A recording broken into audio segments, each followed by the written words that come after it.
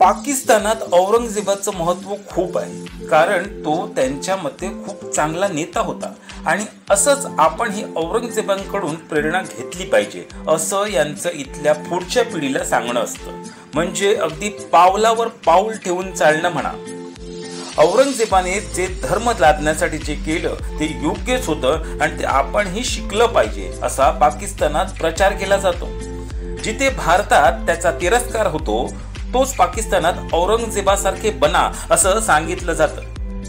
येणाऱ्या पुढच्या पिढीवर ते बिंबवलं जातं, असे संस्कार केले जातात, कारण हे असंच वर्षानुवर्ष चालत राहावं आणि धर्माच्या नावावर योग्य काय आणि अयोग्य काय याचा विचार न करता लहान मुलांच्या कोवळ्या मनावर हे कोरलं जातं आणि मग बनतात आतंकवादी.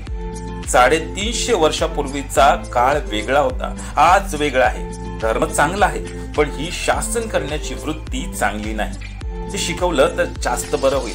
आपल्याला ही सूड वृत्ती कशी वाटते हे कमेंट मध्ये नक्की सांगा आणि बघत रहा